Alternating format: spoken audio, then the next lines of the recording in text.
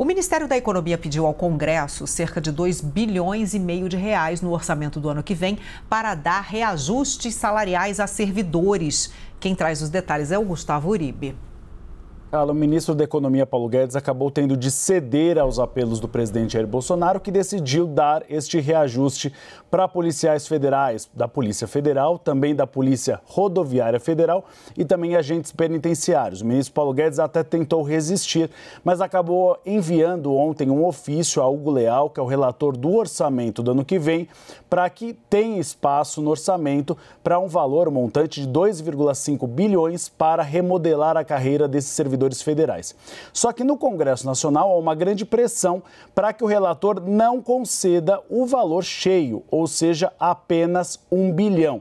Qual é a avaliação? A avaliação é que 2,5 bilhões é muito dinheiro para o orçamento do ano que vem, que já está amarrado e que não justificaria, em meio a uma pandemia do coronavírus, conceder um aumento tão grande para servidores federais. Na semana que vem, o relator deve apresentar o seu relatório para votação do orçamento do ano que vem e há essa grande pressão sobre ele. Em conversas reservadas, ele reconheceu que 2,5 bilhões é muito dinheiro e mais, que a previsão dessa remodelagem não deve ser feita em janeiro, mas deve ficar lá para julho, porque o Congresso Nacional precisa aprovar um projeto de lei para redefinir, então, essa mudança na carreira desses policiais federais. É uma tentativa do presidente Jair Bolsonaro de agradar a sua base eleitoral. A gente lembra que ele foi eleito em 2018 com forte apoio entre essa categoria da segurança pública. E é, recentemente, a segunda vez que o ministro Paulo Guedes perde uma queda de braço. Em relação ao Auxílio Brasil, a gente lembra, né, Carla? Paulo Guedes queria um valor de R$300, mas a articulação política insistiu em 400 e aí ele teve de ceder, então, a essa pressão do presidente Jair Bolsonaro.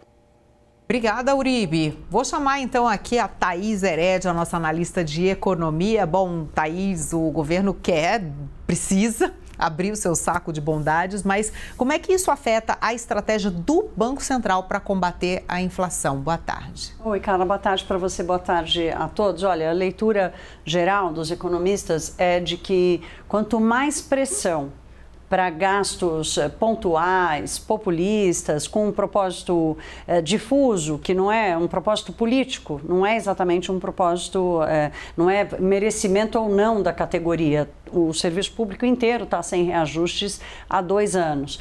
E para o ministro Paulo Guedes não haveria espaço para fazer esse reajuste. Agora, quanto mais pressão houver sobre gastos públicos fora do contexto, mais pressão para o Banco Central aumentar os juros. Quer dizer, a reação que ele tem hoje já é uma reação de subir mais os juros em função de uma percepção de contas públicas e uma política fiscal já corroída pelo fim do teto de gastos. Fim não, mas pela mexida no teto de gastos, até pela aprovação da PEC dos precatórios. O presidente do Banco Central, Roberto Campos Neto, disse ontem na entrevista coletiva que deu para comentar a publicação do relatório trimestral de inflação, que considerava que os riscos fiscais já tinham sido superados. Não enxergava no horizonte nada que pudesse abalar ou piorar a situação. Logo depois apareceu essa decisão do ministro Paulo Guedes de encaminhar, então, um pedido de inclusão desse reajuste. O problema é que esse é só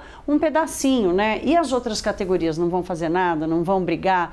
Toda vez que há um pleito por reajuste salarial de uma categoria ou outra, isso gera uma frustração, óbvio, e gera um movimento de todas as outras categorias. E isso é pressão sobre os gastos públicos. Então, o Brasil já conhece a combinação de descontrole das contas, juro mais alto. Parecia que tínhamos superado essa dependência depois do teto de gastos, mas com a aprovação da PEC dos precatórios, esse cristal se quebrou de alguma forma.